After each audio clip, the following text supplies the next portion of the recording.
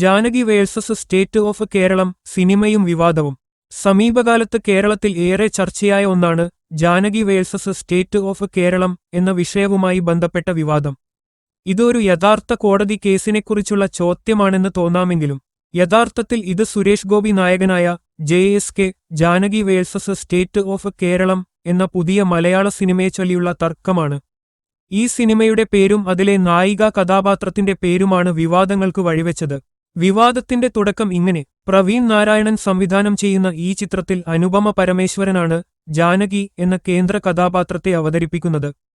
ബലാത്സംഗത്തിന് ഇരയായ ഒരു യുവതി നീതിക്കായി ഭരണകൂടത്തിനെതിരെ നടത്തുന്ന നിയമപോരാട്ടമാണ് സിനിമയുടെ ഇതിവൃത്തം.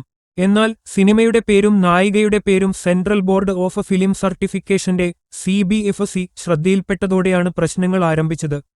CBFCയുടെ എതിർപ്പുകൾ പ്രധാനമായും രണ്ട് കാര്യങ്ങളാണ് ചൂണ്ടിക്കാണിച്ചത്. ഒന്ന്, പേരിലെ ദൈവീകത.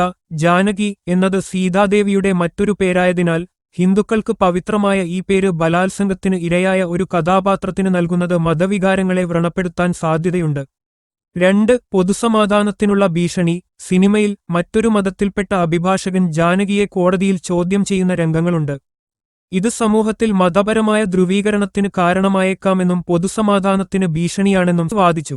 ഈ കാരണങ്ങൾ ചൂണ്ടിക്കാട്ടി സിനിമയുടെ പേരിൽ നിന്നും കഥാപാത്രത്തിന്റെ പേരിൽ നിന്നും ജാനകി എന്നത് ഒഴിവാക്കണമെന്ന് CBFC നിർദ്ദേശിച്ചു. ഇതേ തുടർന്ന് സിനിമയ്ക്ക് പ്രദർശനാനുമതി നൽകാൻ അവർ വിസമ്മതിച്ചു. നിയമപോരാട്ടം. CBFCയുടെ തീരുമാനത്തിനെതിരെ സിനിമയുടെ നിർമ്മാതാക്കൾ കേരള ഹൈക്കോടതിയെ സമീപിച്ചു. ആവിഷ്കാര സ്വാതന്ത്ര്യത്തിലുള്ള കടന്നുകയറ്റമാണ് CBFC നടത്തുന്നതെന്ന് അവർ വാദിച്ചു. ജാനകി എന്നത് സാധാരണമായ ഒരു പേരാണെന്നും ആ പേര് ഉപയോഗിക്കുന്നത് എങ്ങനെ മതവികാരത്തെ വ്രണപ്പെടുത്തുമെന്നും കോടതി വാദത്തിനിടെ ചോദിച്ചു. തുടർന്ന് വിഷയത്തിന്റെ ഗൗരവം കണക്കിലെടുത്ത് ഹൈക്കോടതി ജഡ്ജി സിനിമ നേരിട്ട് കാണാൻ തീരുമാനിച്ചു. കോടതിയുടെ ഇടപെടലും ഒത്തുതീർപ്പും. ജഡ്ജി സിനിമ കണ്ടതിനുശേഷം നടന്ന വാദപ്രതിവാദങ്ങൾക്കൊടുവിൽ നിർമ്മാതാക്കൾ ചില വിട്ടുവീഴ്ചകൾക്ക് തയ്യാറായി. ഇതുപ്രകാരം സിനിമയുടെ പേര് JSK Janaki versus state of Kerala എന്ന് മാറ്റാൻ ധാരണയായി.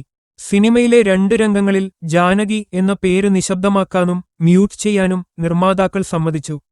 ഈ മാറ്റങ്ങൾ വരുത്തിയാൽ സിനിമയ്ക്ക് പ്രദർശനാനുമതി നൽകാമെന്ന് CBFCയും സമ്മതിച്ചു.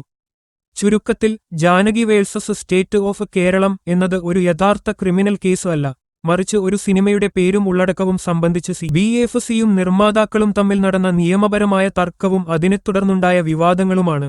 ആവിഷ്കാര സ്വാതന്ത്ര്യവും മതവികാരങ്ങളും തമ്മിലുള്ള സംഘർഷം എന്ന നിലയിലാണ് ഈ സംഭവം ശ്രദ്ധേയമായത്. Please subscribe this channel for more videos.